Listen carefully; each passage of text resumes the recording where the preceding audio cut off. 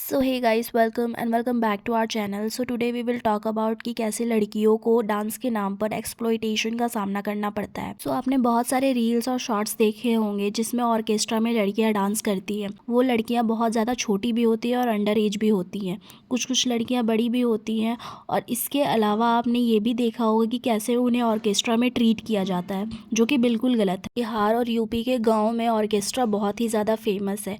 वहाँ पे शादियों में या फिर कोई भी फंक्शन में ऑर्केस्ट्रा ऑर्गेनाइज किया जाता है, बट वहाँ पे लड़कियों को एक्सप्लॉइट किया जाता है। यहाँ तक कि लड़कियों को इनअप्रोप्रिएट तरीके से छुआ जाता है, जो कि बिल्कुल गलत है। Dancing as a profession is very good.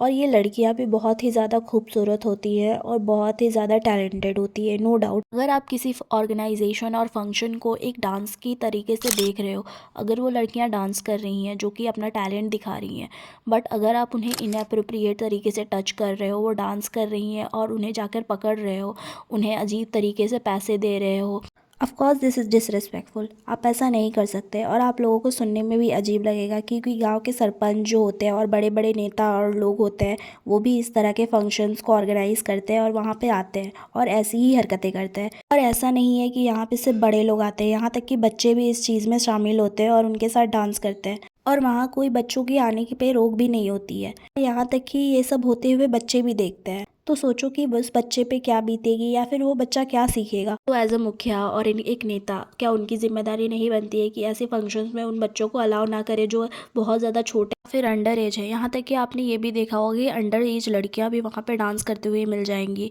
उनके साथ भी ऐसी ही अजीब सी चीज़ें हो रही होती है और उनको भी इनअप्रोप्रिएट तरीके से टच किया जाता है। यहाँ तक कि वहाँ के बाउंसर्स या फिर उनके ऑर्गेनाइजर्स भी उन्हें ऐसी चीज़ों से बचाते हैं। यहाँ तक कि 16-17 साल की लड़कियाँ इनअप्रोप्रिएट कपड़े पहनकर इतने सारे मेल्स के सामने वल्गर डांस करती है और वल्गर गाने पे डांस करती है। अगर आप किसी को पैसे दे रहे हो तो इसका मतलब ये नहीं होता कि आपको उसके साथ बदतमीजी करने का लाइसेंस मिल गया है। आप अगर किसी लड़की को डांस करने के पैसे दे रहे हो तो आप उसके साथ बदतमीजी नहीं कर सकते और उसे इनअप्रोप्रिएट तरीके से टच भी नहीं कर सकते। सबके अलावा यहाँ पे सेक्स ट्रैफिकिंग भी होती है। 17 साल की लड़कियों को ये बोलकर लाया जाता है कि उन्हें काम दिया जाएगा। सब लड़कियों में से बहुत सारी लड़कियां जो होती है वो गरीब घर से आती है। यहाँ तक कि उन्हें ये बोलकर लाया जाता है कि उन्हें काम मिल जाएगा या फिर उन्हें बहुत अच्छे पैसे दिए जाएंगे।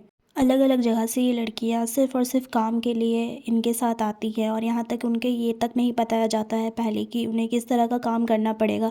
उनके पास कोई ऑप्शन नहीं होता है सिवाय उनकी बातें मानने के। बहुत सारी लड़कियों से तो ज़बरदस्ती ये सारे काम करवाए जाते हैं। उन्हें फोर्स किया जाता है कि जाओ ये डांस करो या फिर ये कपड़े पहनो। यहाँ तक कि सेक्सुअल फेवर्स भी ये लड़कियां उन क्लाइंट्स को देती है जो इनके लिए बहुत सारे पैसे देते हैं। और इनके ऑर्गेनाइजर्स को इतने भी फर्क नहीं पड़ते कि अगर ये लड़कियां अंडर एज है तो उनसे ये सारे काम ना करवाए। से लेके सेक्सुअल फेवर्स करना या फिर सेक्स वर्कर का काम करना, ये सारी चीज़ें इंडिया में क्राइम नहीं है। आप अपनी मर्जी से अगर कर रहे हो तो ये सब आप कर सकते हो, लेकिन क्राइम तब होता है जब ये ज़बरदस्ती आपसे कराया जाए या फिर आपको फोर्स किया जाए कि आप ये करो।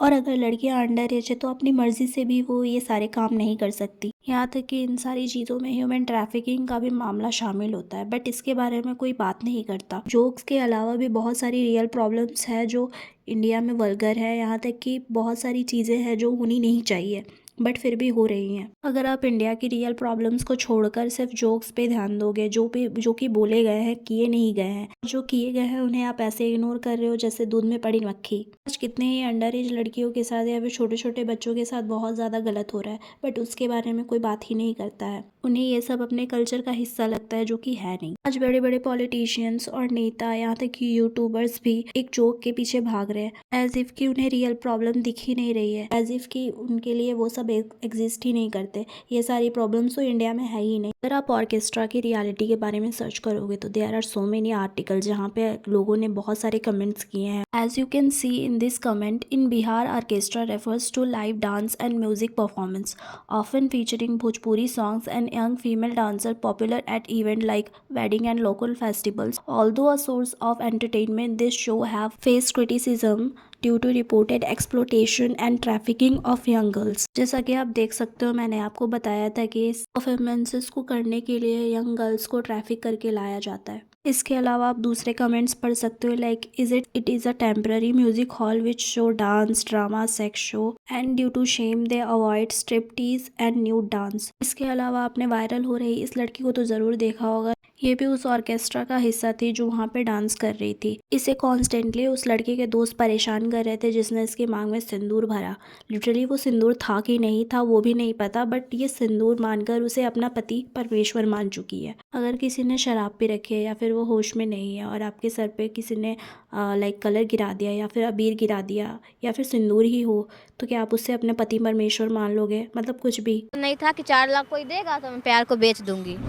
आप लोग ऐसा कर दीजिए कि हर डांसर को एक इज्जत मिले, उसको फिर ऐसे नज़रिए से कोई घर से झगड़ा करके निकले ना, तो फिर मेरे पास पैसा वैसा नहीं था खाने वाने का, तो मेरी दोस्त ऑर्केस्ट्रा लाइन में थी तो वही हमको लेके चली गई, बोली कि चलो एक शो करने।